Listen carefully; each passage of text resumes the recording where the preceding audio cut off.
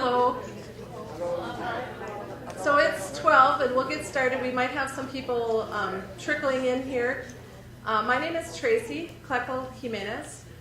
If you're here for my class, there's a sign up down here. Today we have a panel of immigrants to speak with us about their experience as newcomers. Just a reminder, if you do have your cell phone, I'm thinking to myself here now, please turn it off. We do have students recording this, which we're always so grateful that the videography department can record these and make this accessible to students who either aren't on campus or maybe even working today. So I would like to start, if you would allow me to just share a little bit, for as much as 10 minutes or less, about some of the history I think we should keep in mind with the moving of peoples throughout our world. And the questions, and you are the ones who are going to be asking the questions. Our immigrants have graciously agreed to sit up here and field your questions. So we'll have a student running through the audience with a microphone. And we'll probably repeat your questions because sometimes it's hard for people to hear. But the questions, there are a lot of questions. And even when I was putting this or adding to it last night, that I still have questions about even my own ancestry, looking at maps and things. So I took this slide from some sisters in Minnesota who did a presentation on immigration, and just a reminder that for generations our families have immigrated. On the Statue of Liberty we have this poem written by Emma Lazarus, which makes me proud to be an American, as I'm sure it does for you as well. And I'm sure you're familiar with this. Like I said, I'm going to go pretty quickly because I want this to be about the immigrants and not me. I follow R.T. Rybak, the former mayor of Minneapolis, is that correct? And he had this picture on his, am I nervous? My mouth is getting dry. On his, I don't know if it was Facebook, but this is the skull of a mammoth that was found in Michigan, the Bristol mammoth. And to keep in mind, when we were non-sedentary or nomadic, that people would move to where there was food sources. This actual mammoth there was evidence that it was killed and butchered by humans. So it kind of puts the Clovis theory to rest, that we have others. With the advent of corn and agriculture, people began to live more sedentary lifestyles. However, even with agriculture and more sedentary lifestyles, natural disaster, war, and conflicts forced people to leave their homes in search of irrigable land, a clean water source, and a more stable environment, of course. Throughout world history, sometimes people move, and sometimes borders move. And this link, I'm not going to show, but it's pretty fascinating. Maybe if you Googled 1,000 years of European history, I think it's Yaha. I can share it with any of you that are interested. It shows how the borders move over time, especially in Europe. It was pretty fascinating to see that. Two important examples from U.S. history include this. In the 1600s and 1700s, supply and demand for labor resulted in a great deal of forced immigration from Africa and Europe. And you can see here, in the 1600s, 17% of the immigrants were slaves, 50% were indentured servants, and then just the opposite in the 1700s, about 50% were slaves and 18% were indentured servants. Another example then of borders moving would be in 1848, the U.S. border crossed 75,000 people living in northern Mexico. And I think a lot of us forget this, that the southern and western part of our nation was a part of Mexico for 300 years before it became a part of the United States. In recent times, we've seen this in Honduras, where cartels, corruption, and violence have prevented one's ability to live a safe and prosperous life. We've seen this in Mexico, where the 2016 minimum daily wage went from 70 to 73 pesos. I'm not sure if you know, but the exchange rate right now is 20 pesos to the dollar. It was 18 in October, now it's 20. that means you're earning about $3.50 a day, right? And you might think, well, food is cheaper. Not really. So you have $17 a week to try to feed your family. Pretty difficult. We've seen this in Syria, where the war has left the infrastructure in ruins.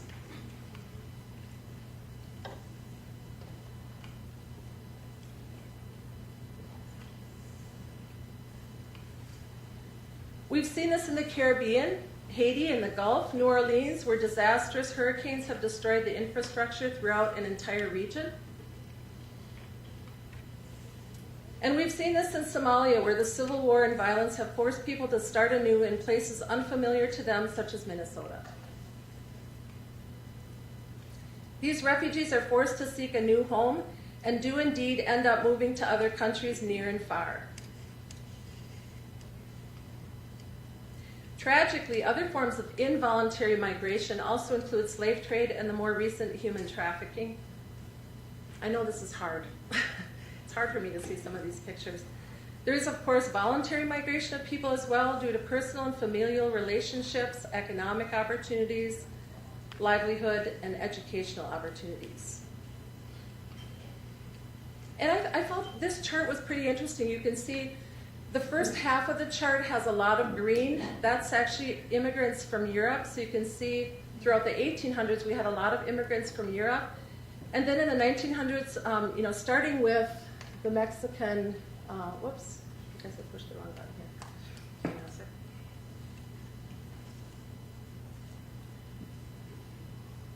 Starting with the Mexican Revolution in 1910 to 1917, you see more American. The yellow is from the Americas and the red is from Asia, and then the dark green is Africa. So in the later 1900s, we see more immigrants from Africa. This is really small.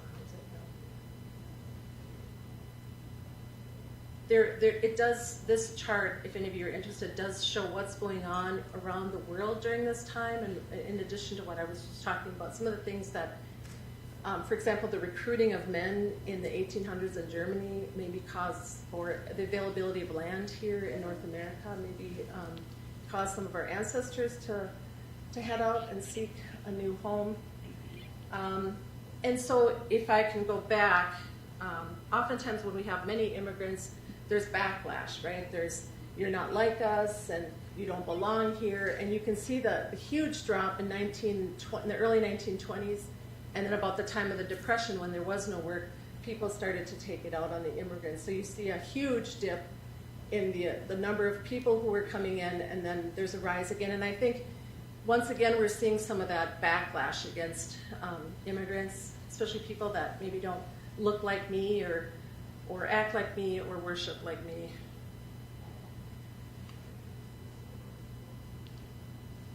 Some of these I might skip just because, like I said, I don't want to. A lot of immigrants were brought in to satisfy U.S. economic needs. Chinese, Mexican with the railroad, mining, farming. And in World War II, when we needed someone to take over, we had immigrants take over. Here's just a photo of a couple of Mexican immigrants helping on the railroad. And of course, I think you're familiar with Ellis Island. Between 1890 and 1924, that was the period of greatest immigration. 5,000 would enter daily. Maybe 1 in 50 were rejected.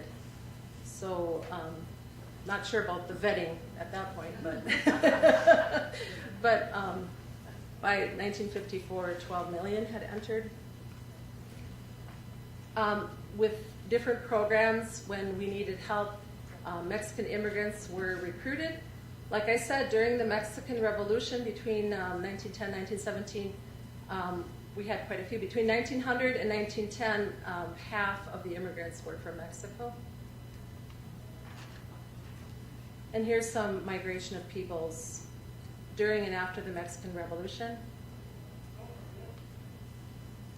Then this is where we saw that dip, where there was more limit. You actually had to sign in at the border, which you didn't have to do before then, on the southern border anyway. Sign in, And there were quotas placed, depending on where you were from. They did favor Northern Europeans. The Southern Europeans and Eastern Europeans were considered the white ethnics and were even frowned upon or seen as inferior. So the 1924 Immigration Act severely limited, I guess, who could come into the United States because of, for these reasons, racial superiority, or supposed reasons, the racial superiority of Anglo-Saxons. Immigrants supposedly caused lowering of wages. They do not assimilate, according to these assumptions. Threat to national identity and unity. And the restrictions would limit immigrants to 2% of their national group in 1890. Can you hear me okay? I'm getting a little far away from this mic.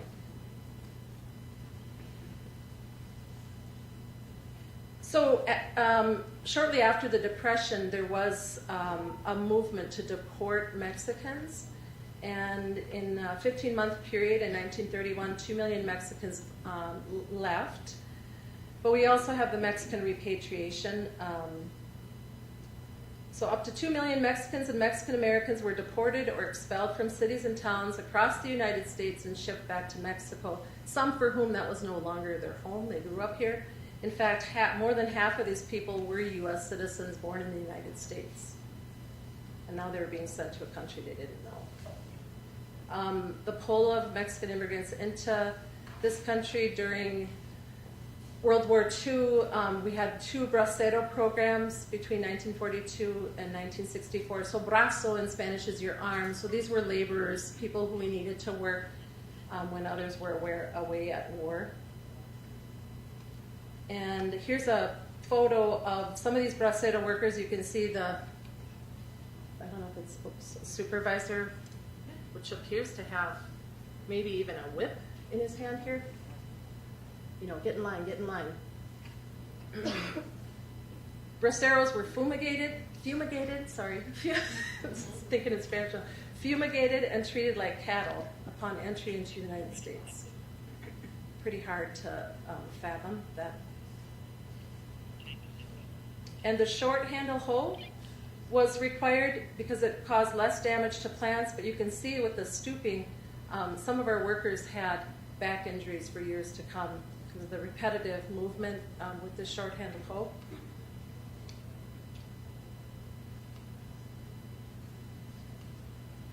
We had examples of tension and discrimination, such as the Sleepy Lagoon case in 1942, where 22 youth were indicted for murder. 2 years later, all the convictions were overturned due to ethnic prejudice. The Zoot Suit riots of 1943, and just ongoing discrimination.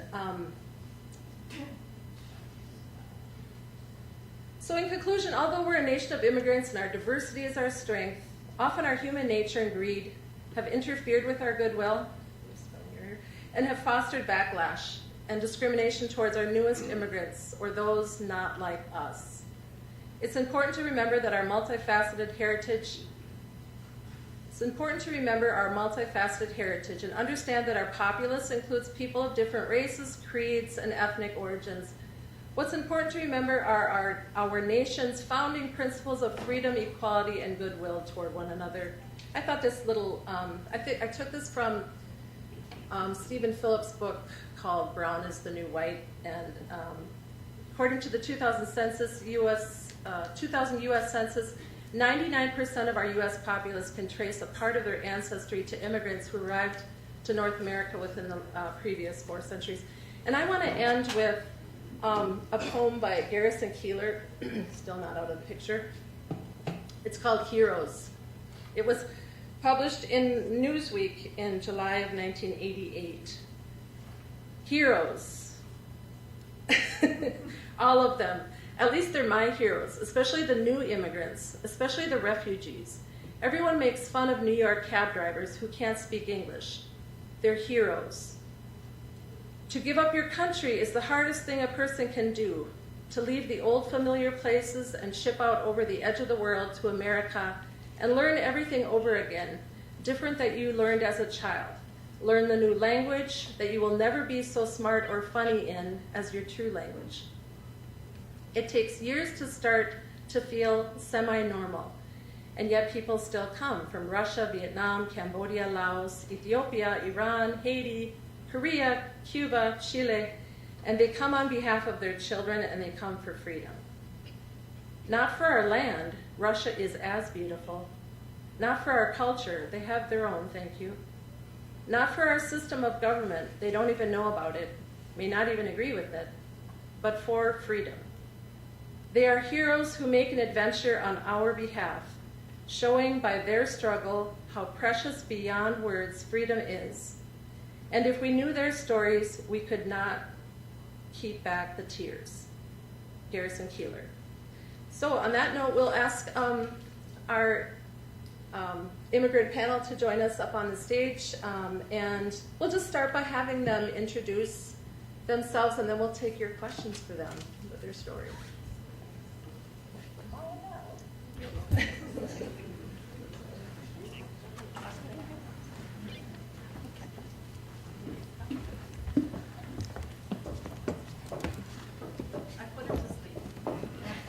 I put the little one to sleep. I do that to my students sometimes too.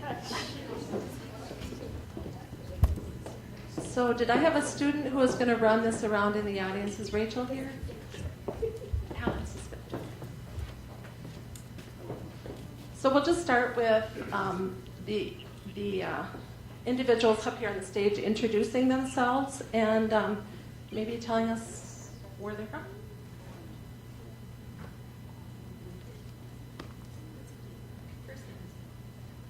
Hi, I'm Clarabelle, and I'm from Puerto Rico. I was actually born in New Jersey and grew up on the island. Thank you. Hi, my name is Araceli Cauquillo. I grew up in Mexico, town Guanajuato. Hi, I'm Wendy. I was born in Mexico, but I grew up here in Staples. Hello, my name is Ingrid Anderson, and I come from Sweden.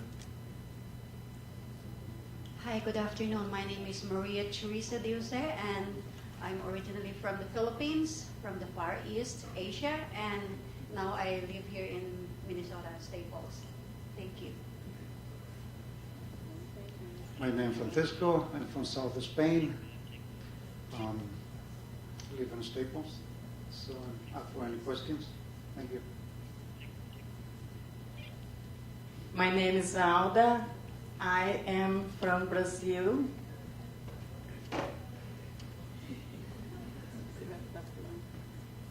My name is Larissa. I am her translator. I'm also from Brazil.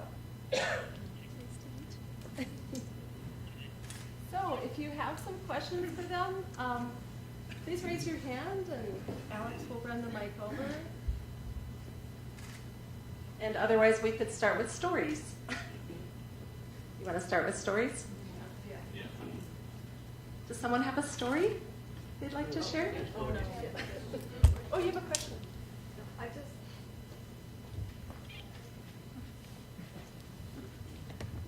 I would like to give Clarabelle the opportunity to tell us why Puerto Rico is different. Great. Thank you. Well, as I said before, I was born in New Jersey, and I've had this conversation through email with Jan. Puerto Rico is actually a commonwealth of the United States. So we're different in that whether we're born in the U.S. or on the island, we're American citizens. Did you need it? That's what they need to know.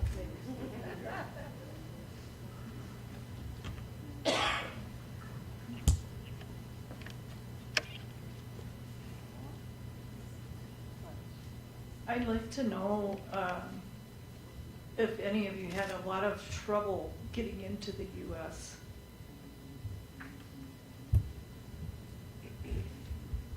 The question was if you ran into challenges or any trouble coming into the United States.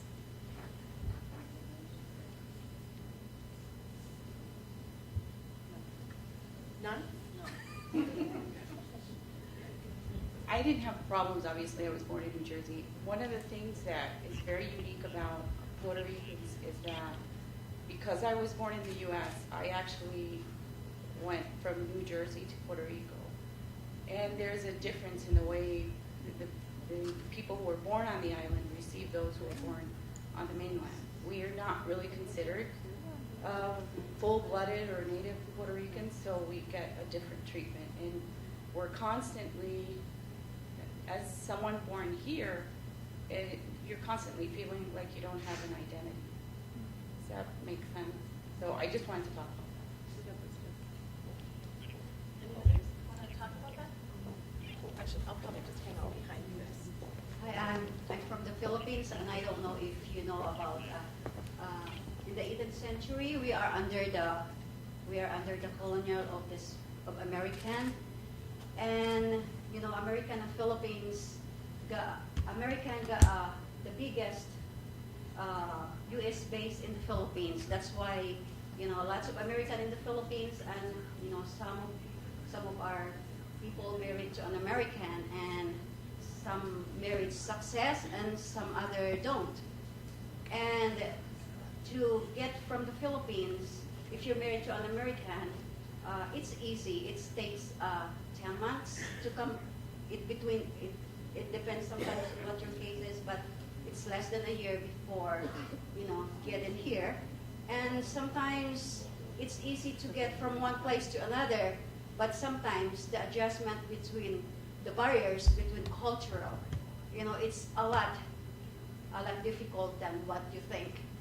In America, you know, you have to work hard in order to get what you want. You call it American dream.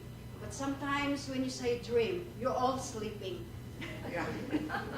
But put this way, we are not sleeping right now. Wherever you are, from different people, all walks of life, we are all the same. I think this is the day that we have to share our experience and pain, you know, to each other, because we are all the same. We're sharing all energy in the same planet. So it's time for us to make understanding of what color, what race we have, because we are all the same. For me, being in America, it's not really easy. I'm married to an American, and it's not as a successful marriage. But to keep me going, I told myself that this is not about marriage. It's all about of how you live. That's what the important is. How you make friends, how you understand your life and others people's life. That's the most important thing. Dream is just a dream while you are sleeping. We are here. We're wide awake. Wake up and share our history. And sometimes when it comes to history, it's not. It's been covered up by a wrong history, and history is covered up by something else that we don't know our history anymore. But the thing is, we know that we have emotion. We have love that we have to share. No matter where we come from, that's what I will share with you. We are all one here. We're all human. Thank you.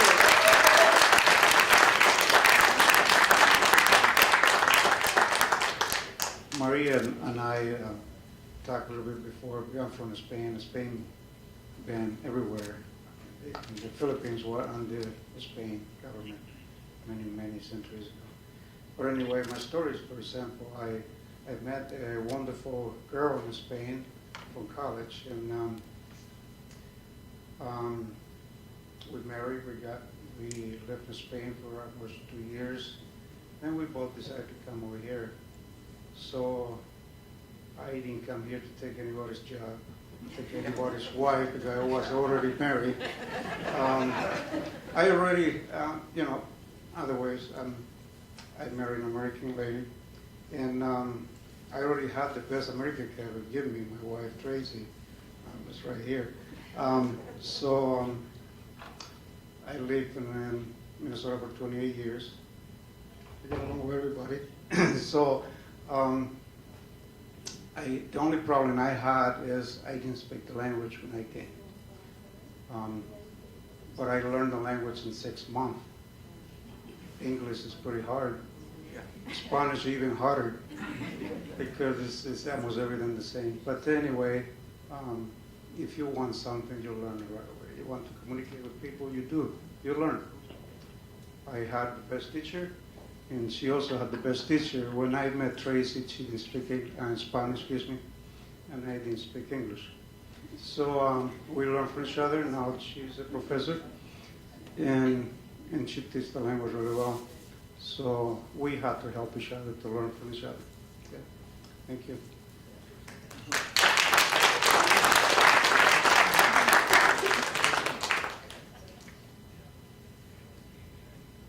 Eu conheci o meu marido, nós namoramos 7 meses online, ele foi para o Brasil, eu não falava inglês e ele não falava português. Ela conheceu, she met her husband online. After 7 months, they got together. He went to Brazil, and the same thing. He didn't know a word in Portuguese, and she doesn't know a word in English. Quando ele chegou no aeroporto, tinha uma repórter lá fazendo a nossa reportagem, nosso encontro, porque a gente namorou online. Ela foi a nossa intérprete. When he arrived in the city, both of us are from the exact same town in Brazil, and we met here in Brainerd. It is a very small world. Back to their story, when he arrived in this small town of Campo Grande, there was a news reporter there and everything, so everything was documented. And, for this small town, this is a big, great event. Eu não tinha intenção de vir morar aqui, mas como a minha sogra estava doente, estava precisando, aí nós tivemos que vir para cá. They were both living in Brazil together, and she had no intentions in moving to the United States, but his mother got ill, and they decided to move back to the United States. Nós moramos com ela e eu não tive dificuldade nenhuma para me fazer o meu green card. She has been living with her husband and her mother-in-law, and through the process of getting her permanent residency, she had no issues thus far, and she has her green card, and she's here, like she said, to live the American dream legally. Yeah. She said that after arriving, only 5 months took her to get her permanency, her green card. And a little background about me, 28 years later, I became a U.S. citizen last year. Wow.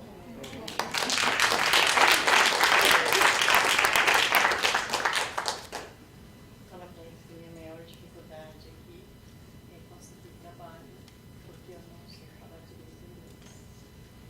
One of the biggest things for her is she has not been able to find work because there is the language barrier.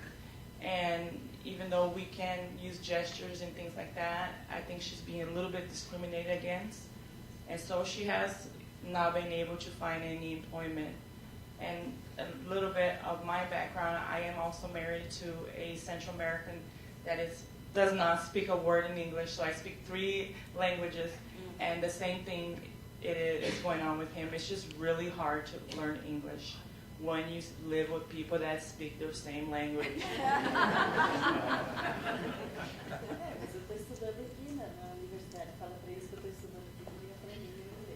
She is going to English as a second language here in this college. She wanted to make sure you guys knew, so she can learn her English. Thank you.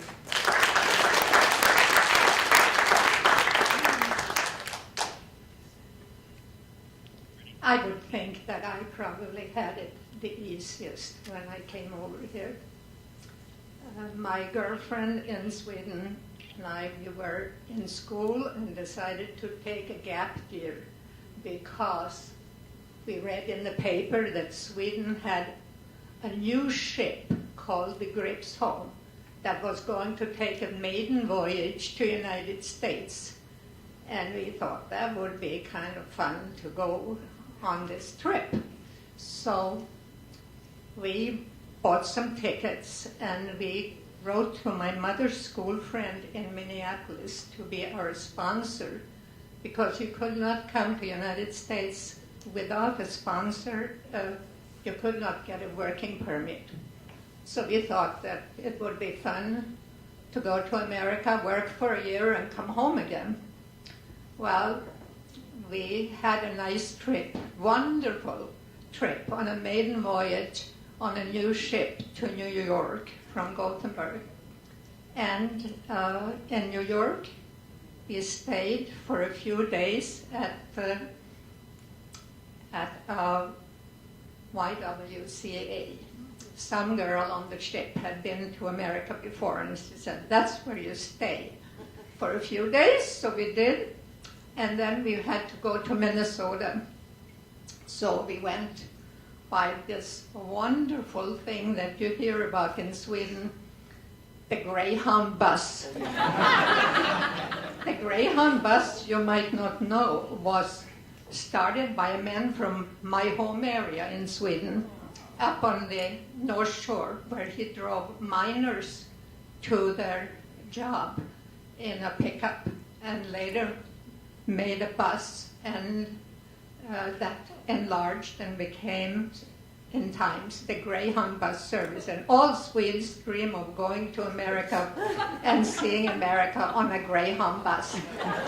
So we went to the Greyhound bus station in New York and wanted to have a ticket to Minnesota, to Minneapolis.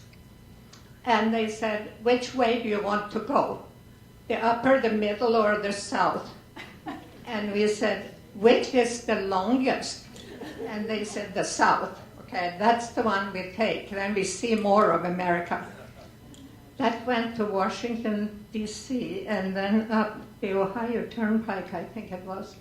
But we had friends in Washington, D.C., so we stayed there a week, and we saw everything in Washington, from the White House to the Smithsonian to a trip on the Potomac and everything else. And then we came to Minneapolis and were met by my mother's school friend and her husband, and drove to their house in a Cadillac. And came to their house, and they pushed a button and the garage door went up. And we thought, now we are really in America. Then we went out a couple of days later and looked for work. And we got work immediately. And we started at Mount Sinai Hospital in Minneapolis. We were going to go home after a year, but we had a lot of fun, made a lot of friends, and we thought we'll stay a little longer. And we stayed longer, met some nice men. We got married after we've been here for 3 years, and I have been here ever since. Although my husband and I lived for 10 years in the Canal Zone and worked for the U.S. government. But he was a Minnesotan of Norwegian and Danish descent, by the way, from Kasson, just outside Rochester. And we lived in the Canal Zone and traveled in Central and South America. But he longed for Minnesota, so we bought a little land up here on Gull Lake and moved up here and started a couple of businesses. And we have worked and enjoyed living here. And I became an American citizen in 1999, because that was the year that they allowed you to keep your original nationality and also become American.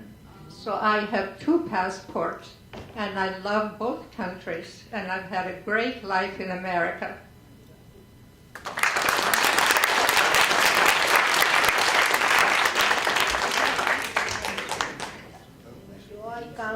Came to Mexico almost 14 years. It's gone all my family. I have Gigi, 6 kids. Yeah.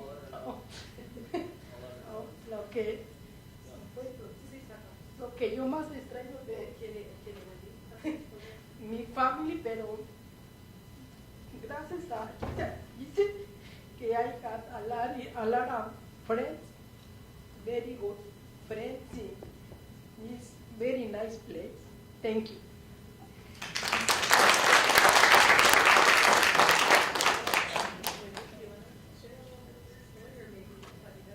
What brought you to Minnesota? Family brought I don't know. I guess I came when my parents moved up here. I was 6 years old, so I don't really didn't have a choice. I'm kidding. No, I love it up here. I like it here.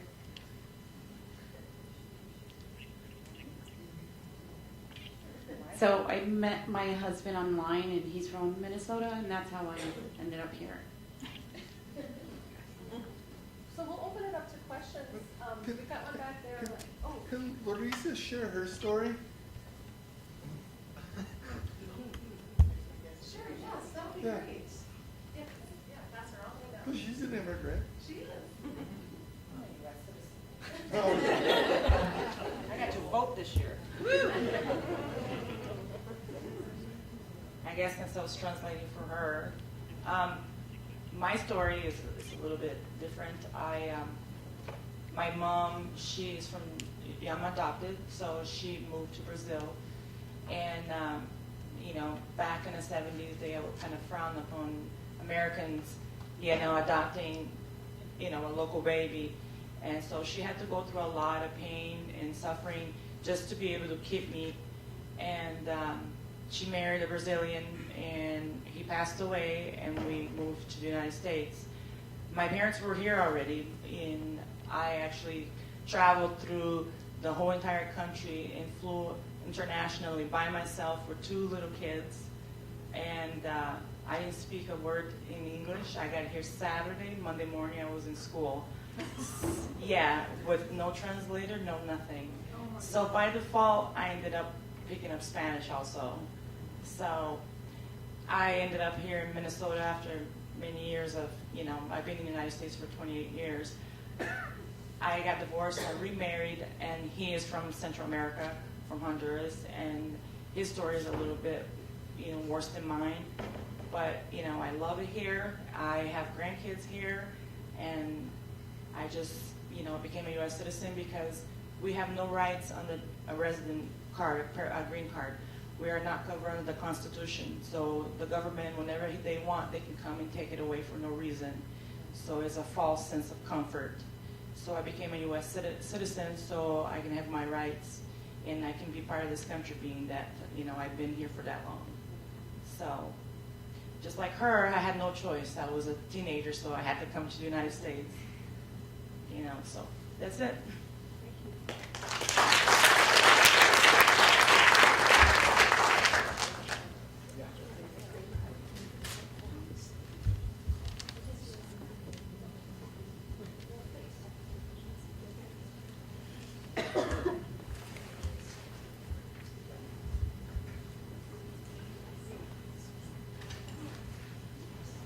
So for me, since I was young when I came here, I was able to get my citizenship right away, unlike my mom and my brothers and sisters living at the residence. So I believe that was 2012, deferred action for children arrivals. Is that right, Jen? Deferred action for children arrivals. And so Wendy was saying that she was able to get her citizenship because she arrived to the country as a child. And I think that's pretty cool that that was a program established.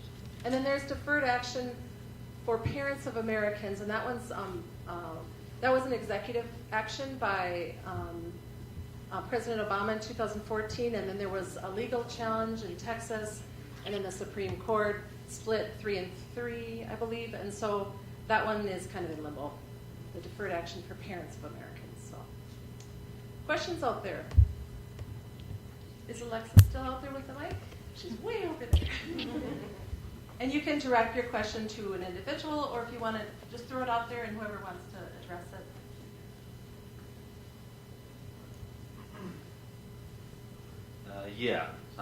I just wanted to ask to all of you, what was it like transferring from one culture to another and trying to grow up and learn all the traditions and stuff like that? What was it all like?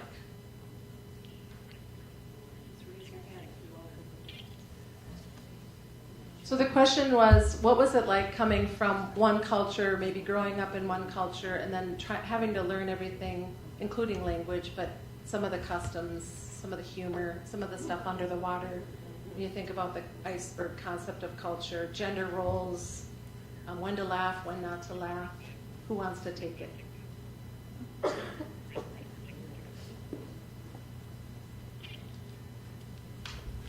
Eu trabalho, minha profissão é cozinheira. Então, para mim não foi muito difícil assim, a comida aqui.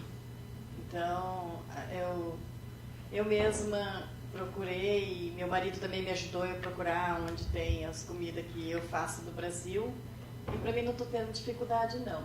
A única dificuldade, eu achei que eu ia ter dificuldade assim com as pessoas, os americanos. Que lá no Brasil eles falavam muito que americano seriam umas pessoas que eles têm muito racista, tem preconceito. E eu senti, quando eu cheguei aqui, eu vi muito pelo contrário. São pessoas muito amorosas e eu sou feliz que eu gosto daqui.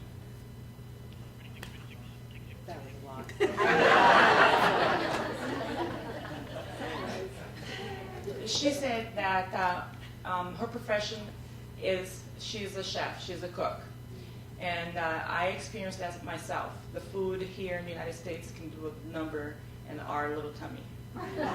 But because of her cooking, her and her husband, they found little stores that carry the same kind of ingredients that it can be found in Brazil. So that part she was accustomed to. And the other thing that she said is that when she was in Brazil, she was afraid to come here because we have this notion. This is from people saying that everybody in America there are racists. There's prejudice. Those are her own words. And for myself too, that was a big thing. And so she was worried about that. But when she arrived here, she found that the American people and the people that she come in contact been nothing but loving, helpful. And she has not experienced any prejudice, any racial profile or anything of that notion. So for her, she said that she loved America, and that she's still learning, a little bit of our culture, day by day.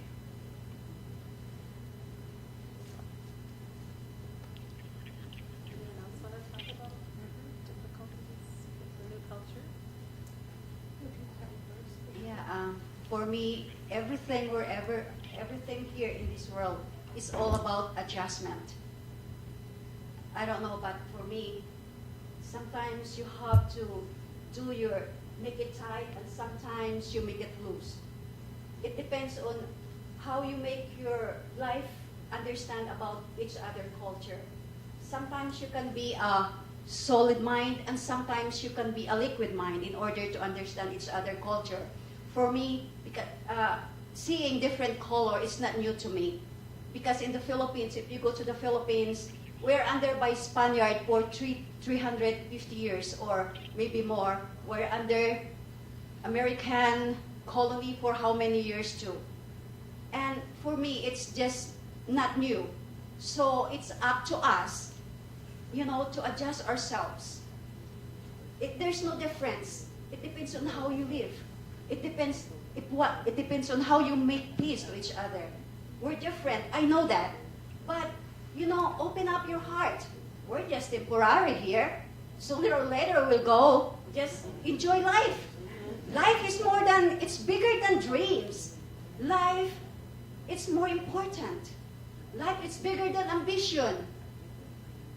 I don't know what you think, but for me, it's just we are all brothers and sisters, and just enjoy while we live. Don't make war or start war.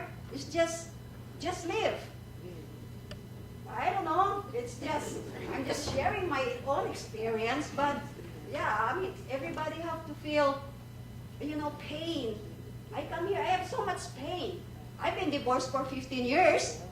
no husband, but I still survive because of how you think, of how you live.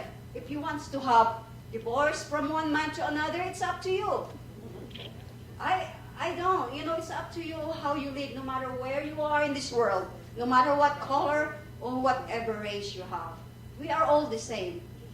Just what I say, we're just all the dreamers. Just wake up.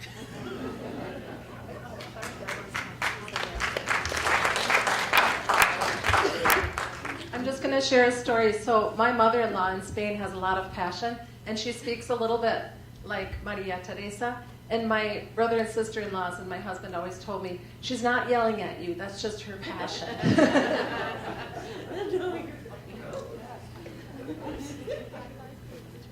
So I wanted to share a little bit about, I think my experience is a little unique because there's an expectation that because Puerto Rico is part of the U.S., we are constantly living in two worlds.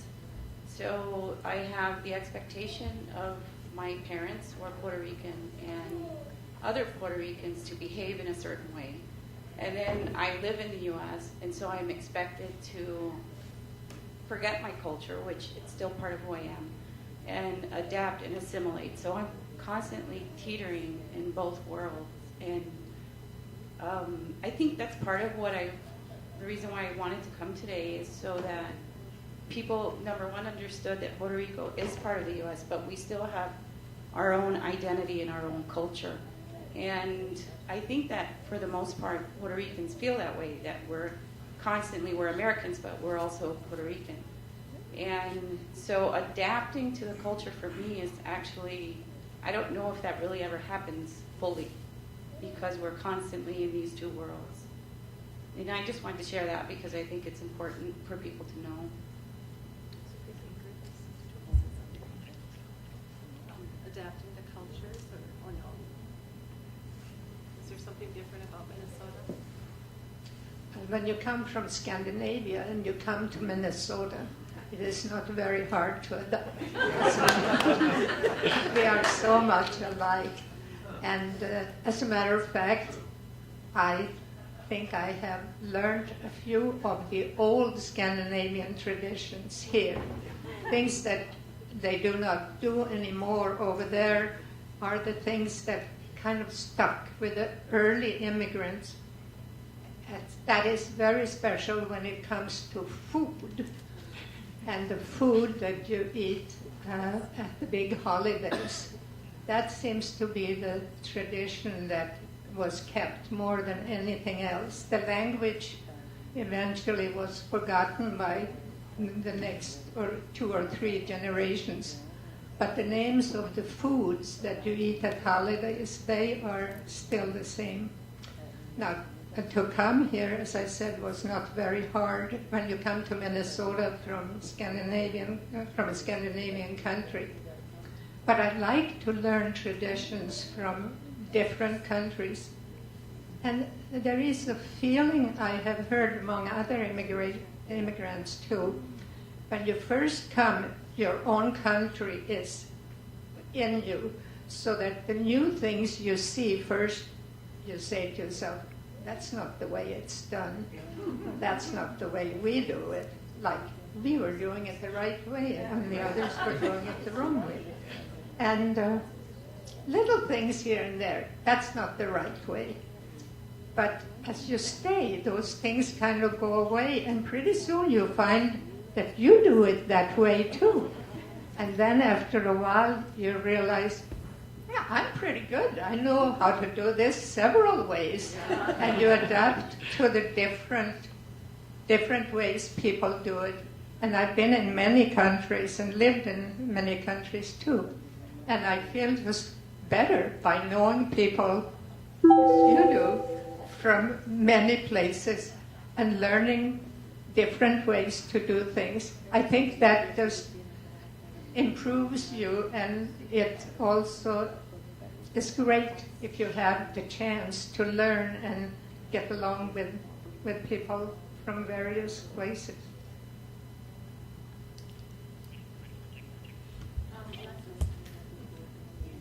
There's a question down here in front.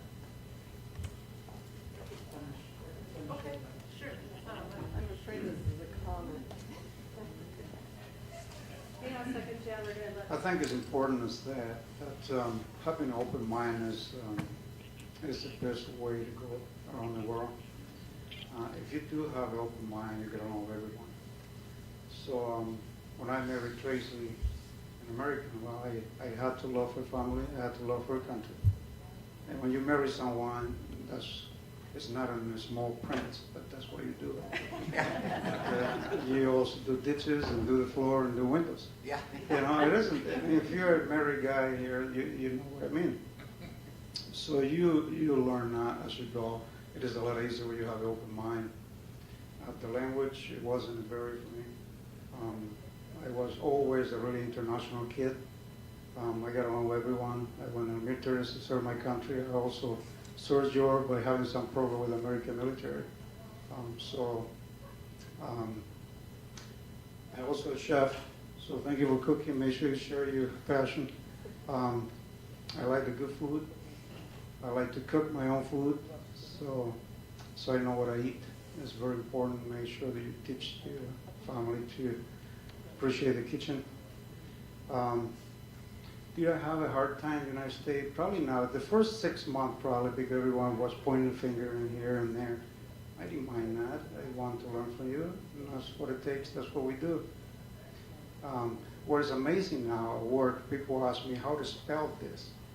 A word, you know, I tell them, hey, this is your language. You should know it. You know what I mean? So, in a sense, we help each other. And now that's my award, I guess. You learn the language and then you share. Sometimes you share with your own citizen. I'm afraid of not being a citizen in this country after 20 years. I'm not. I love my country.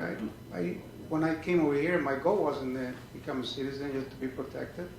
I could go to Spain anyone I want, anytime I want. I could bring my kid there and enjoy my family there. So not becoming a citizen sometimes doesn't mean that you are against the country you live on. I'm not afraid to go back to my country to be with the hands open and receive me there. Yeah? So you do have the right to be here unless you do something really wrong. You know, I mean, if they want to send me back home, one-way ticket, okay, there's better weather there. Better weather.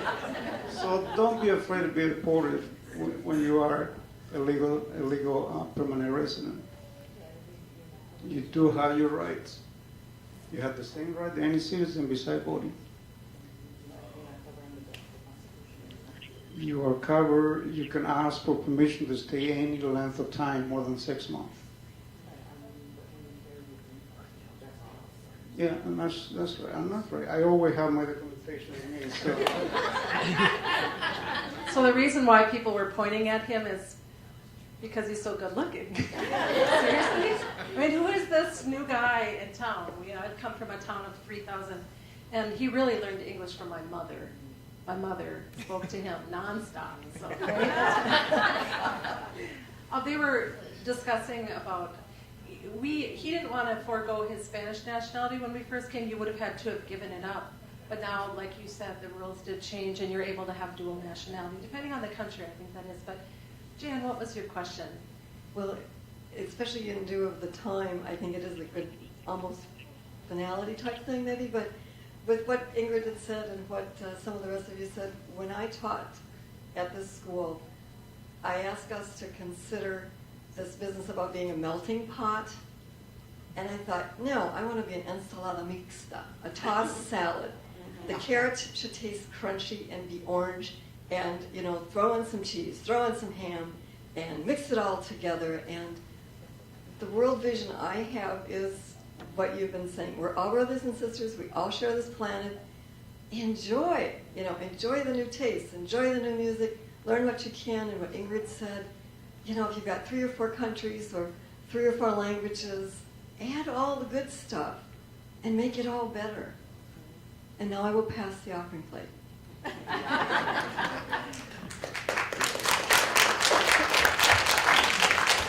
So it's about 5 to 1. Are there any burning questions out there still, or are there comments that you feel that things that still? I'd like to ask your panelists how concerned they are with the new Trump administration coming in, and if your answer is yes, that you are concerned about race and equality in this country, why you're concerned at this point because of this new president.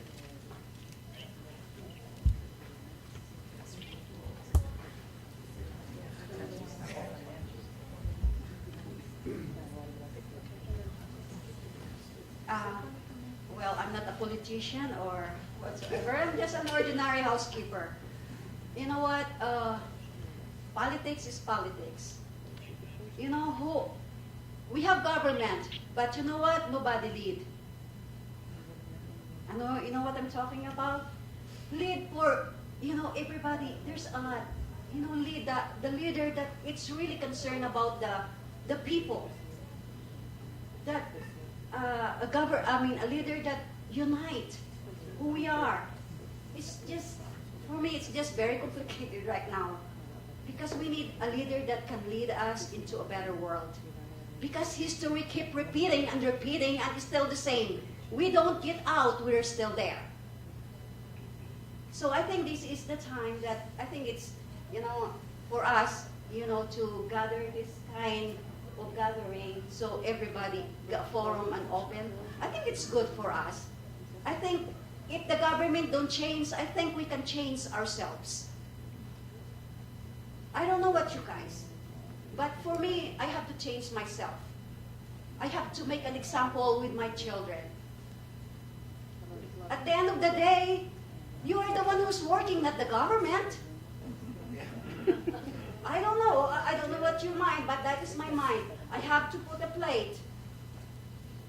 Food for my children, for my 2 children.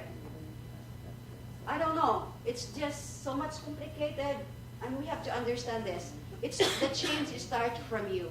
Not the government, not the politics, it's from you. Change your heart. If we don't change our heart, there's no change at all. Because there's no government if there's no people. So we have to lead ourselves into a better example to our children and to the future. Because the children is the future. And our generation will pass away. But they're still here. What do you want to bring?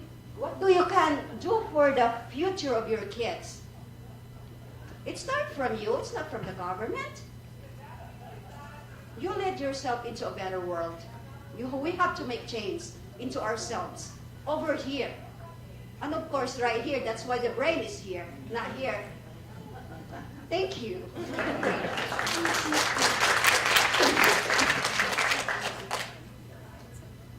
I'm just going to make it really short. I don't agree with Donald Trump policy. I'm going to give it a chance. I'm not a citizen of this country, so I didn't vote for him. But if I could have not voted for him because the way he built bridges to separate people, group of people. I mean, I'm friendly with everybody. But somebody's going to come to my house with wrong ideas, it's not going to go through my house. But like I said, I will give it a chance. I not always agree with my wife ideas of politics, but we get along together. We have beautiful children, so I will give it a chance. But I'm the person who go from one side of the bridge to the other one, carry some people with me, or bring some people along with the ideas. I don't build walls on a bridge in order to help whoever I want to go through. So I'm concerned, yes. I'm afraid, no, I'm not. I've been on a military and no martial arts. Whoever comes to my house with a hand open, my house is always open. Come with a hand closed, you might need a hospital. So I'm not afraid of anyone.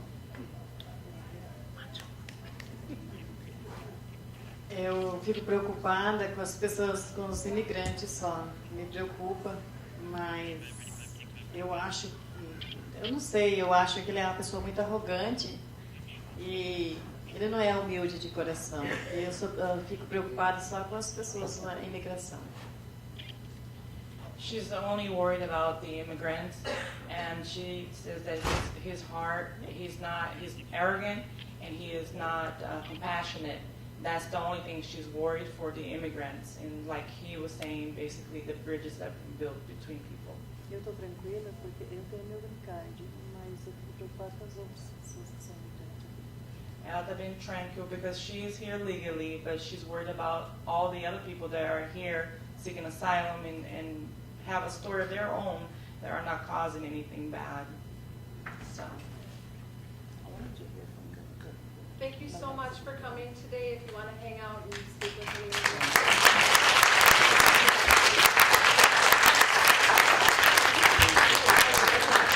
And thank you to all of our immigrants. We really appreciate you taking time out of your day. That's awesome. Hang around. What's Cultural Thursday going to be the next time? February, we have Larry Fisk is talking about Nicaragua. So in January, there is no Cultural Thursday, but I believe there will still be programs here at the college.